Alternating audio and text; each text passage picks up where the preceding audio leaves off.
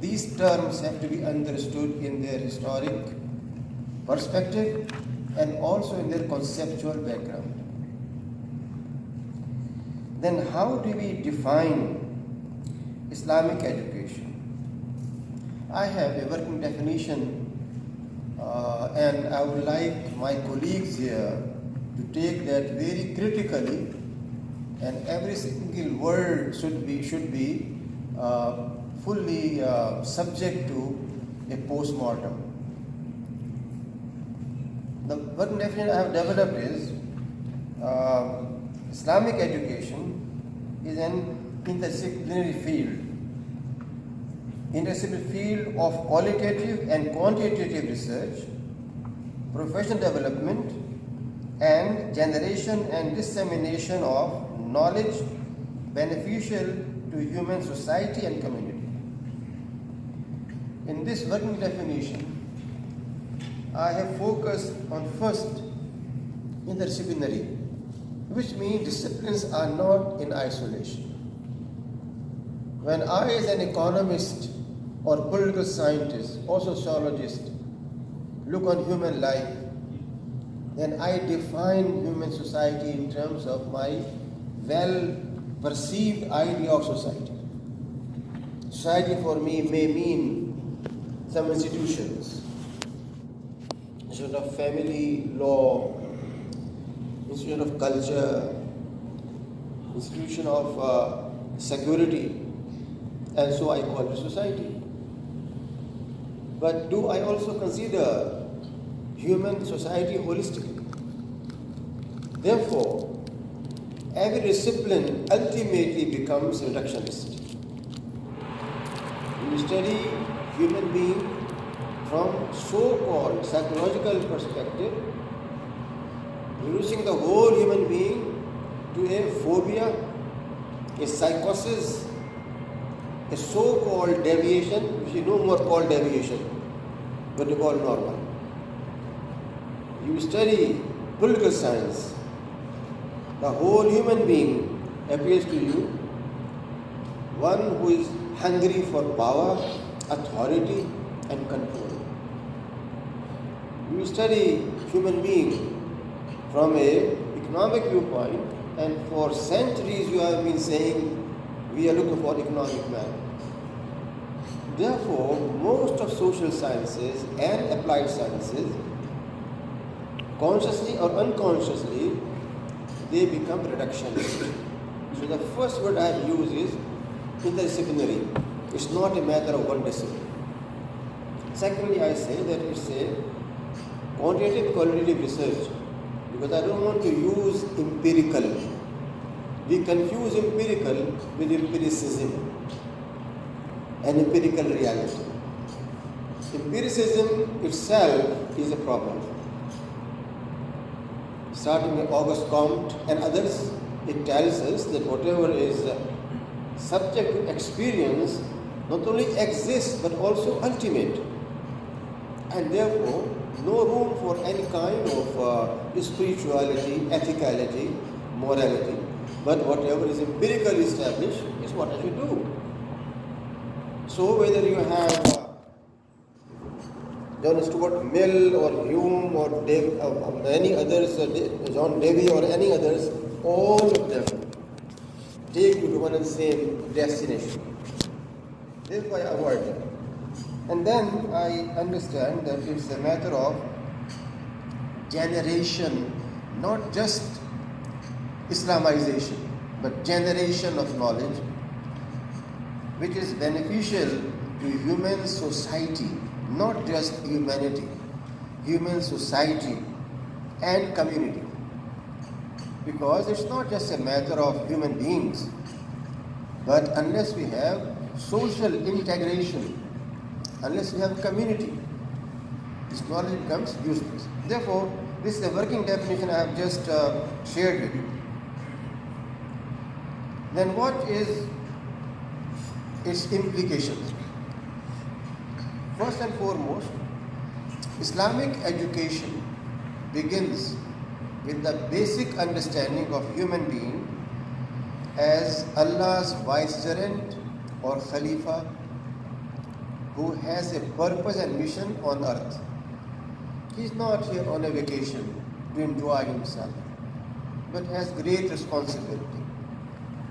Khilafah is an ethical category. It calls for ethical behavior and conduct. No one can be Allah's representative acting against Allah. Therefore, it's an amana. And it's a matter of what is good and virtue to be realized and established. It's not the domain of only ilahiyat, but this ethics and morality is the core of all social and applied sciences. If chemia and chemistry is not taking care of ethics and just taking care of physical aspects, it's not Islamic chemistry.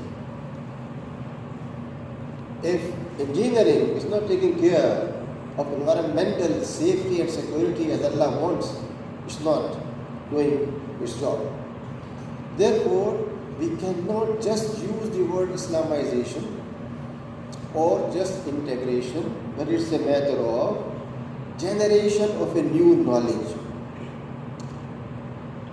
So it's a matter of leadership, khilafat and imam. Secondly, Islamic education means normative education. It's based on norms, axioms, values. It's not the so-called concept of value-neutral education. It's normative education. And therefore, all applied sciences, physical sciences, basic sciences, they have to make sure that they are developed on normative foundations. Thirdly, it has to take care of not only quantum of knowledge, but quality of human being. And that quality is only possible when aspects of tarbiyah are in focus. The moment we forget about tarbiyah, we create a genie out of a bottle. You cannot put him back and he will do whatever he wants. But if you want to tame the genie and bring him out of the bottle, perfectly okay. We talk a lot about terrorism. Who creates terrorism? Universities create terrorists. They are graduates of universities who act against humanity. Education makes them terrorists, not just a few so-called jihadis.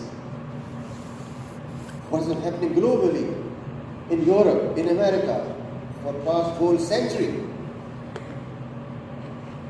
There are hundreds of campuses where there was no influence of any Christian priest, and they ended up in violent situations. Therefore, we have to make sure that this aspect of tarbiyah is there. Next, it's a matter of creating a sense of social justice, which is the core teaching of Islam. If we want to summarize all Islamic teachings, then two words are suffice. First, a Tawheedi approach, and second, a matter of Adala Ijtimaiya, social justice. These two aspects take care of all Islamic disciplines and more Islamic teachings. You must have unity in life. You cannot have two different worlds. A world on Friday morning will take a shower and say, Allah, you are great. A world on Monday and Tuesday and Wednesday, when you say, Uncle Sam, your capital system is great. And then you say, the enjoyment provided by Indian movies is great. You are worshipping 10 different gods. Tawheed means when you say Allah is great, then He is not just in masjid, locked there, confined there. but that must be reflected in your vision, in your audition, in your behavior, in everything you do. And secondly, it must be adl. Is it adl that you allowed me 30 minutes? I talk here for 2 hours? Is it adl? You invite me to speak for 30 minutes? I sum up in 5 minutes and say I have given all wisdom in 5 minutes? Both are not adl. Therefore, moderation, balance, synergy, all those aspects are put together, then we can think. And if we are not doing that, this education, whether a Dini madrasa or a university, is deficient and secular. It is believing in that divide. Next, it is developmental, it is transformative. It transforms. It causes a process of development, excellence, itqan. Itqan means development of mind and body and society based on ethical principles. And if education is not doing it and creating only entrepreneurs who are crazy after building their own empires, then you are not disseminating education. You may produce some people who are extremely self-centered, but not people who are educated and enlightened. So it's developmental, it's transformatory, and only then what are going to be the outcomes? The outcomes of our education that we have can be summarized in 5 simple points. First, individualism, which is the core of the whole Western culture. Me, I'm everything. My car, my refrigerator, my children, my life, my body, my space. I decide what's good for me. Secondly, what I said earlier, dualism in life. That I must go to church on Sunday, synagogue on Friday evening or Saturday, and declare who is my Lord and Lord. But when that day is over, then I'm a secular man. Dualism. Thirdly, what I call immediacy. That whatever I can get urgently, easily, at my hand is what is more valuable. So you always say, instead of 10 birds in the air, if you have 2 birds in your hand, better. Even literature carries same concept, immediacy. So a child, if he doesn't get a lollipop, cries and shouts. And when he cries with tears, we say, have 2 lollipops. Immediacy. And that applies in whole society. People cry and say, we have problem of economy. Prices have gone high.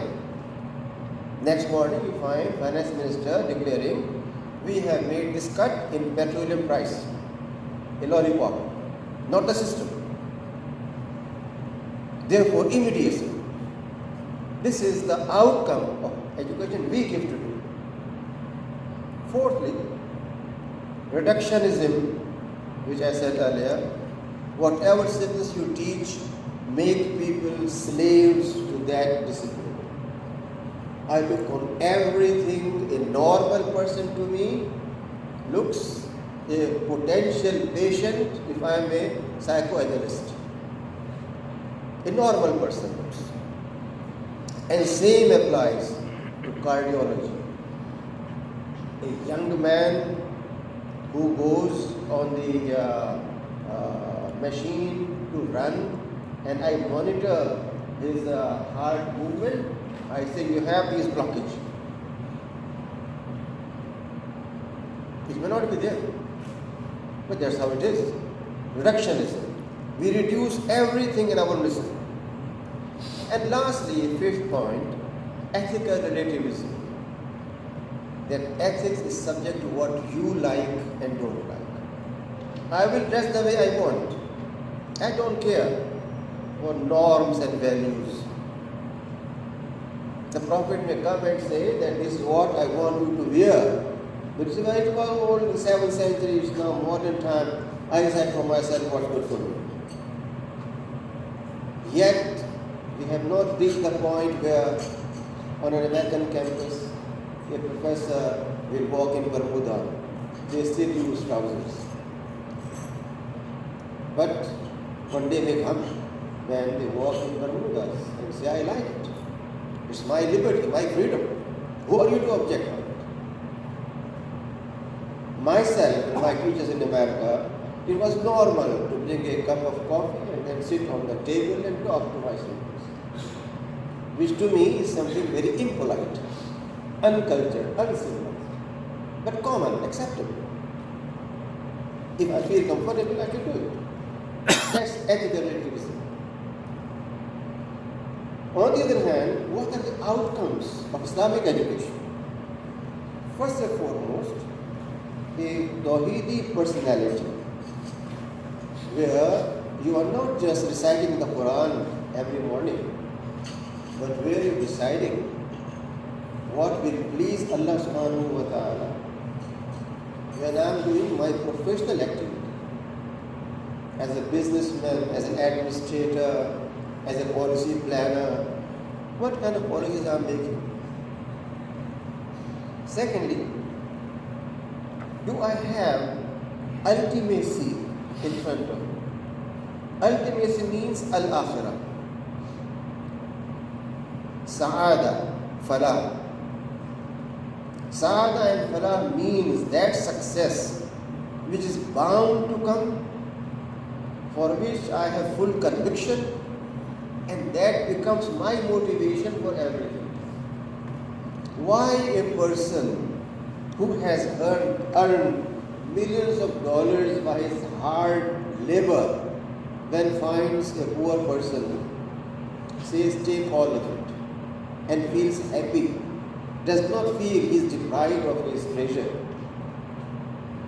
to the extent for that person the Quran comes and says, records appreciation, because this person was known for finding out who are the most aged, most hurt slaves, and he will purchase them and set them free. Abu Bakr. What was the reason?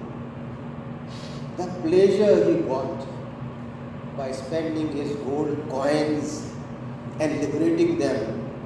Could that be compared with the bank balance I see and feel, please, I have now so many millions in my bank? Can you compare that? That is ultimacy, not immediacy. So outcome is ultimacy. How far this fellow is interested. Thirdly, how far the behavior is dealing with social justice. If in a place 12 million people are starving for 70 days, if they have no medication available, if there are no help coming out, how do we feel about it? When we take a 15-course dinner and a hot coffee and a British tea, then do we ever think about those persons? If the outcome is I enjoy my coffee, then I am getting education from the contemporary source. If I am getting Islamic education, then my heart must bleed. I must feel about their problem.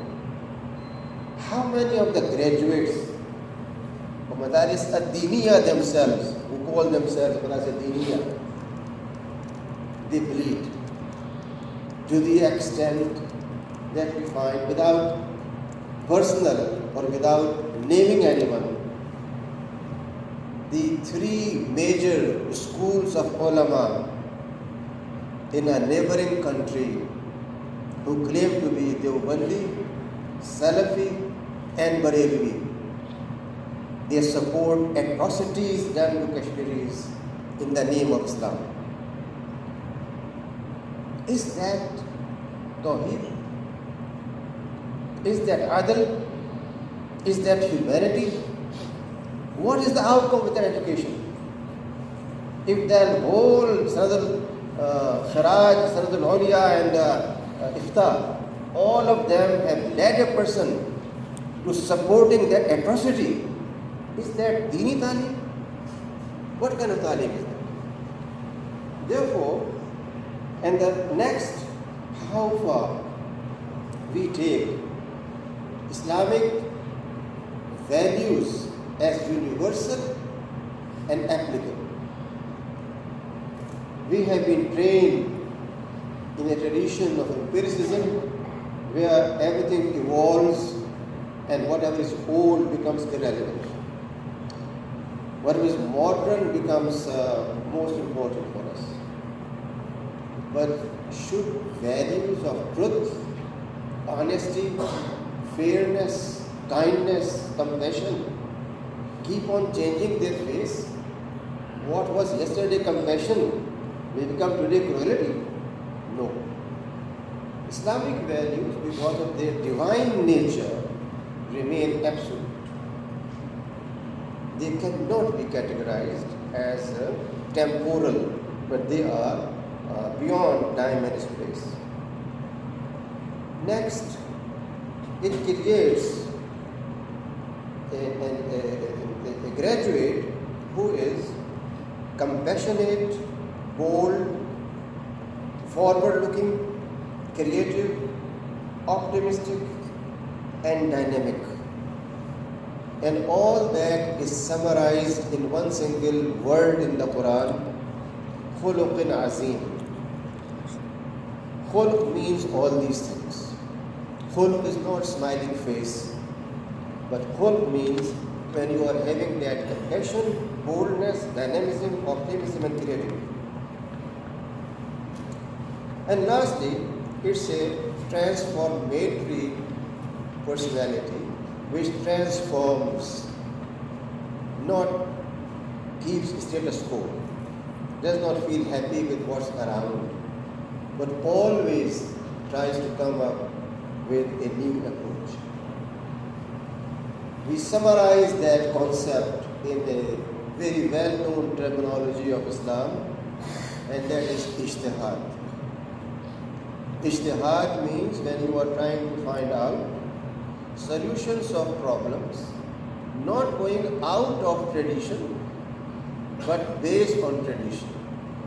That tradition is the Quran and Sunnah, not custom of people.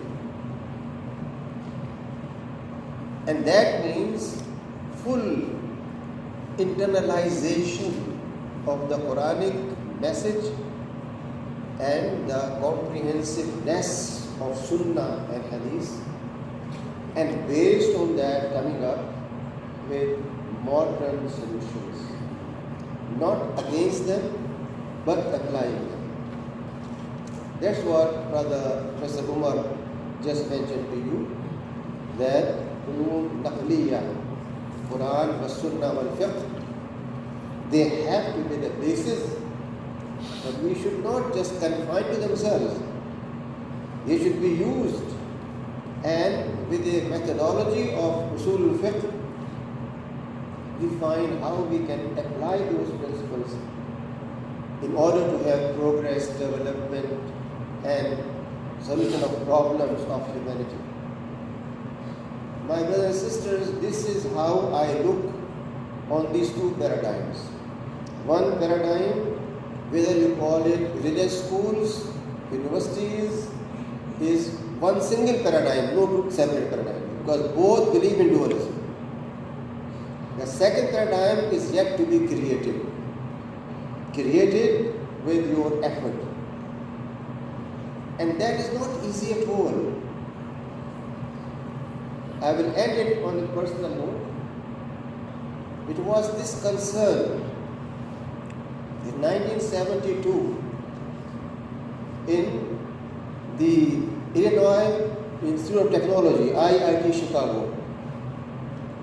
Some young people assembled. They were not just social scientists.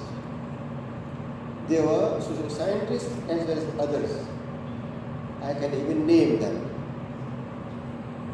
They included Ismail Raji al-Faruqi, Ahmad Jamal Barzanji, Hisham al-Talib, Munzir Kahab, Dr. Ilyas Ba Yunus, Tijani Abu Judairi, myself, and these people formed what was known as Association Muslim Social Scientists, AMSS, in 1972.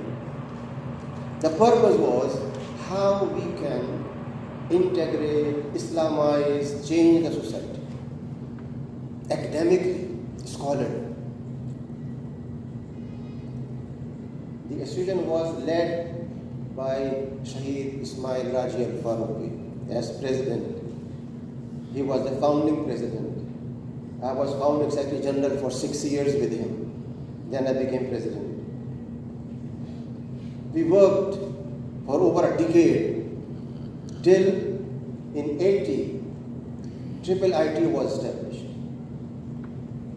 to give it institutional form. Again, the purpose was the same purpose. How we are going to quote unquote Islamize. In an essay I wrote in honor of Professor Faruqi in a book edited by Imtiaz Yusuf, I have said that now we should go beyond Islamization. No need to use the same term. But we have to go for ethicalization of sciences. And for me, ethics means absolute ethical principles of Islam, not ethics of West and Eastern philosophers. And I believe that if we say we are ethicalizing economics, ethicalizing physics, it can be more receptive to many people as compared to when you say you want to Islamize. I have learned that after an experience of over 45 years in the same area. If we can come up, as Professor Umar was saying, with textbooks where you have your worldview integrated. No educational system works in this world without a worldview. The worldview of the education system is there is no God but economy, no God but technology, no God but IA, no God but so and so. We have to displace and replace that paradigm with a new paradigm.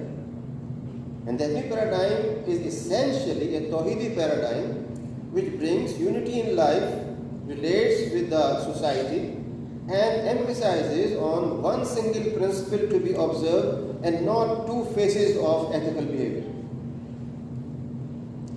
Therefore, what we are expecting from all you young minds is join in this very noble purpose of generating new knowledge which is based on global universal Islamic ethics that resides in the Quran and Sunnah, which guides us on every action, but at the same time which can be doable. It's not something utopian. You have seen the examples. Brothers of Bangladesh have come up with a dozen of books. Others are doing that. That is what is expected, not just a few impact factor papers published somewhere, which is a hoax, not the reality. Therefore, I hope that intellectuals who are here will, inshallah, be the builders of this new paradigm. I'll not take much time, and I again welcome all of you and hope that our stay here will bring very positive results in terms of our commitment for production of new knowledge. Jazakallah khair wa alhamdulillah rabbil alameen.